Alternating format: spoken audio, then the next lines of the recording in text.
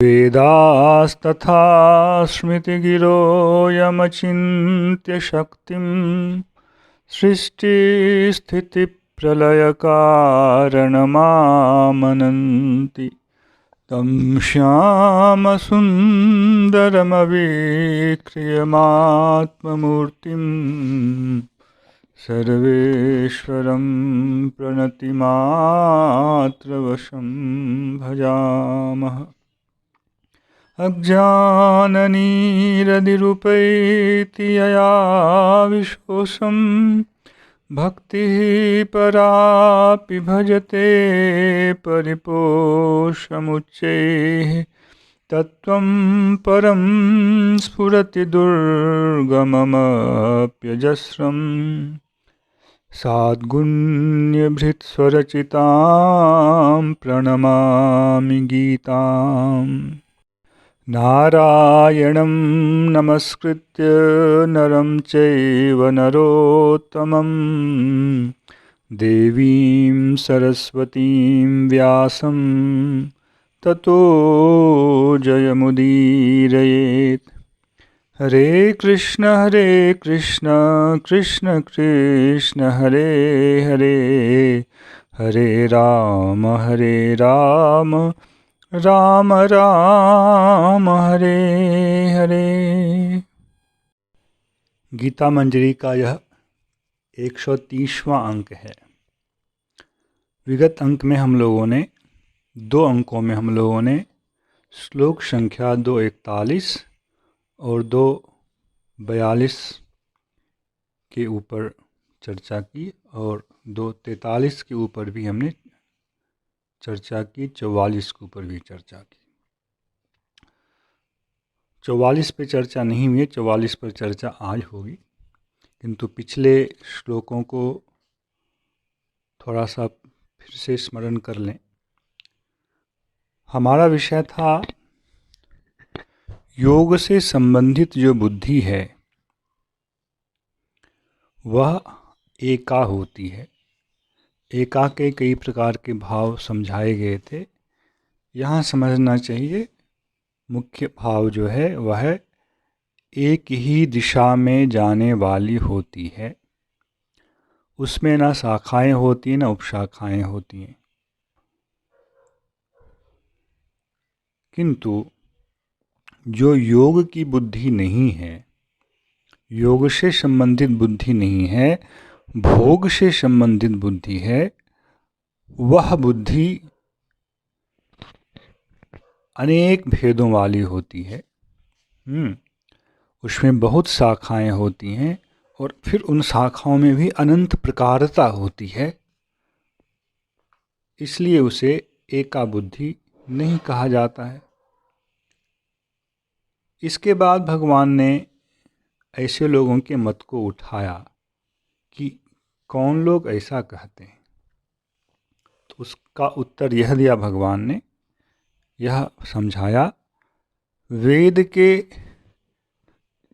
उन वाक्यों को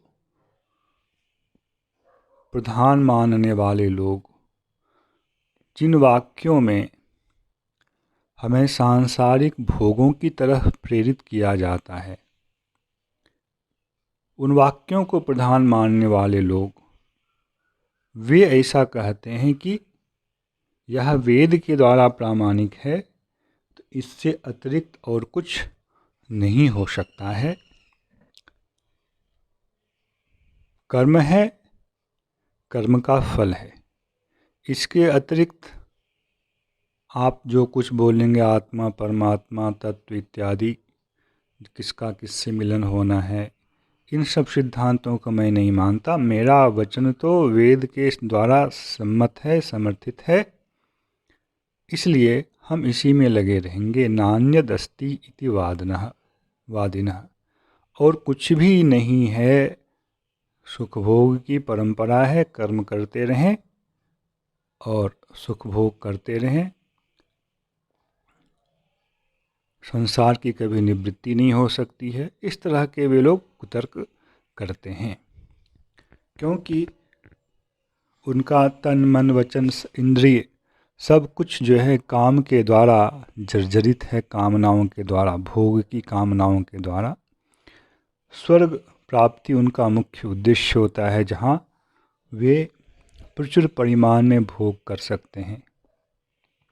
ऐसे लोगों के लिए भगवान फिर आगे बोल रहे हैं श्लोक संख्या 244 में, भोगैश्वर्य प्रसक्तानां तया चेतसां व्यवसायात्मिका बुद्धि समाधो न विधीयते।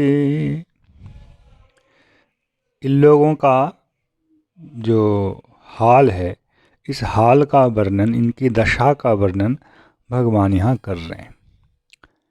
भोगैश्वर्य प्रसक्तानाम, ये लोग किसमें बहुत अधिक प्रसक्त हैं। सक्त नहीं कहा भगवान ने, प्रसक्त कहा। अतिशय आसक्ति, पागलपन की सीमा तक की आसक्ति। इसमें भोग और ऐश्वर्य। भोग के लिए ऐश्वर्य की आवश्यकता होती, इसलिए भोग को पहले कहा। और भोग को प्राप्त कराने वाले जो संसाधन हैं उसे ऐश्वर्य कहते हैं। वह ऐश्वर्य इंद्रियों से भी संबंधित हो सकता है, बाह्य पदार्थों से भी संबंधित हो सकता है। क्योंकि जिसके इंद्रियों में ऐश्वर्य नहीं है, अधिक क्षमता नहीं है, वह भोग भी नहीं कर सकता है। जैसे बीमार व्यक्ति, रुग्ण व्यक्ति भोग नहीं कर सकता है, उनको खाना देने पर भी वह भोजन नहीं कर सकते हैं ठीक से। तो इंद्रियों की भी क्षमता को प्राप्त करना, यह भी ऐश्वर्य के ही अंतर्गत है। भोग और भोग को अधिक प्रचुर परिमाण में भोगने के लिए जो योग्यता है, आंतरिक और बाह्य, इनमें ही उनकी मति निष्ठ होती है। तया प्रहित चेतसाम, भोग और ऐश्वर्य से संबंधित कामनाओं के द्वारा, आसक्ति के द्वारा उनका जो चित्त है वह अपहरण कर लिया जाता है। अब यहाँ एक शब्द है चेतस, अपहृत चेतसाम। यह शब्द है तो थोड़ा अधिक गंभीर, कैसे समझाऊं, थोड़ा कठिन लग रहा है क्योंकि ये यहाँ भारी पड़ेगा। यह समझें, जीवात्मा का जो अपना स्वभाव है उसी को कहते हैं चेतस। यदि आप लोग याद करें, धर्म और धर्मी की चर्चा की गई थी। धर्म किसी वस्तु का स्वभाव होता है और धर्म वह वस्तु होता है। जैसे जल का धर्म है तरल रहना, शीतल रहना, यह उसका स्वभाव है, और जल उस स्वभाव को धारण करने वाला है। इसी तरह इस शरीर में जो देही है, जिसके बारे में भगवान ने इतने सारे गुणों को पीछे कहा, उसका एक और धर्म है, स्वभाव है, जिसे यहाँ चेतः कहा गया है। जैसे हम लोग यह कहते हैं कि देखो, दुष्ट व्यक्ति के संग के द्वारा उसके स्वभाव में परिवर्तन हो गया। जैसा भी उसका स्वभाव था, दुष्ट व्यक्ति के संग में उसके स्वभाव का परिवर्तन हो गया, और सज्जन व्यक्ति के संग में उसके स्वभाव का परिवर्तन हो गया। परिवर्तन दोनों स्थितियों में हो जाता है।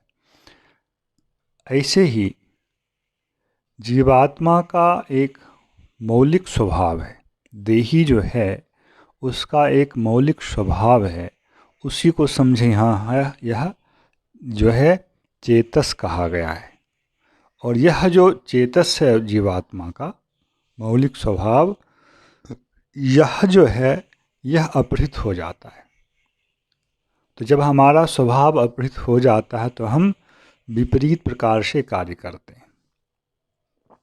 कि भोग और ऐश्वर्य में आसक्ति के द्वारा, उनके प्रति आसक्ति के द्वारा जिनका अपना मौलिक स्वभाव परिवर्तित हो गया है, अपहृत हो गया, परिवर्तित भी अपहृत कर रहे हैं। अपहृत का मतलब है, यदि किसी कारण से कोई उपदेश भी दे तो भी वहाँ से वह अपने आप को छुड़ा नहीं पाता है। अपहरण होने में पदार्थ, वस्तु, मनुष्य कुछ भी हो, वह बंध जाता है, कैद हो जाता है, अरेस्ट हो जाता है। इसी तरह से जीवात्मा का जो अपना स्वभाव है चेतस, यह जो है अपहृत हो गया है। कभी इच्छा कर लेने पर भी यह उससे मुक्त नहीं हो पाता है। तया पढ़ित चेतसाम व्यवसायात्मिका बुद्धि समाधो न विधीयते। 241वें श्लोक में व्यवसायात्मिका बुद्धि शब्द आया था। तो व्यवसायात्मिका बुद्धि का मतलब है निश्चयात्मिका बुद्धि। समाधो न विधीयते। विधान शब्द, विधीयते का मतलब है विधान नहीं किया जाता है। विधान शब्द को भी समझना पड़ेगा। हम लोग बोलते हैं हमारे देश का संविधान। विधान हमारे लिए कर्तव्य के रूप में निर्धारित विधि को कहते हैं, और विधि उसे कहते हैं जो आपको हमें अवश्य करना चाहिए। भगवान कह रहे समाधि के विषय में ऐसे लोगों के लिए व्यवसायात्मिका बुद्धि का विधान नहीं किया जाता है। तो हमें यहाँ दो मार्ग प्राप्त होते हैं, एक योग का मार्ग और एक भोग का मार्ग। जिनकी बुद्धि भोगों के प्रति, जिनका संस्कार भोगों के प्रति अतिशय अनुरक्त है, खींचा चला जाता है, आकर्षित हो जाता है, उसके लिए यह आदेश शास्त्र नहीं देता है कि तुम एका बुद्धि वाला हो जाओ। क्यों? क्योंकि ऐसी करने की उसे योग्यता नहीं है। वह शास्त्र के इस सिद्धांत को तो मान ही नहीं रहा है। भगवान ने क्या कहा? नान्यदस्ति तिथिवादिना। इससे संबंधित जो घटक हैं, योग शास्त्र से जो संबंधित घटक हैं, जो तत्व हैं, इन तत्वों को ही जब वह नहीं मान रहा है तो फिर उसके लिए एका बुद्धि, योग के विषय में निश्चयात्मिका बुद्धि का विधान, रूल कैसे बनाया जाए? यही भगवान कह रहे हैं व्यवसायात्मिका बुद्धि समाधो। समाधि का मतलब हुआ, हम लोग समाधि शब्द जानते हैं। समाधि का अर्थ है सीधा सीधा अर्थ योग। जिस स्थिति में यह देही तत्पदार्थ परमात्मा के साथ संयुक्त होकर रहता है, वह स्थिति समाधि कहलाती है। वह आप हाथ पांव संयमित करके पालथी मारकर बैठकर भी कर सकते हैं, और ऐसा ना करके भी जिनका चित्त जो है वह परमात्मा से संलग्न है गोपियों की भांति, उनको उस तरह से हाथ पांव बैठकर समाधि लगाने की आवश्यकता नहीं, वो उनसे बहुत उन्नत है। तो समाधि के विषय में, आत्मा और परमात्मा से योग युक्त होने के विषय में शास्त्र उसके लिए व्यवसायात्मिका बुद्धि, योग से संबंधित जो निश्चयात्मिका बुद्धि है, इसका विधान नहीं करती है, इसका रूल नहीं बनाती है, क्योंकि वह इसके लिए योग्य नहीं है। उसके लिए फिर शास्त्र अलग प्रकार का रूल बनाता है, जिस रूल में ये लोग प्रतिष्ठित हैं कि जो वेद के मधुर पुष्पित वाक्य हैं, पुष्प के समान आकर्षण करने वाले वाक्य हैं, उन वाक्यों में इनका चित्त खिंचा रहता है, और खिंचा इसलिए रहता है कि इनका वैसा संस्कार होता है। यदि वैसा संस्कार ना हो तो वह उसके प्रति खींचेगा नहीं, क्योंकि उनका चित्त जो है भोग और ऐश्वर्य के द्वारा आवृत हो गया है, इसलिए उनके चित्त में वैसा ही संस्कार बना हुआ है। इसलिए समाधि के विषय में इन लोगों की व्यवसायत्मिका बुद्धि का विधान, नियम, रूल यह शास्त्र नहीं बनाता है। जय श्री कृष्ण। हरे कृष्ण कृष्ण कृष्ण हरे हरे, हरे राम राम राम हरे हरे।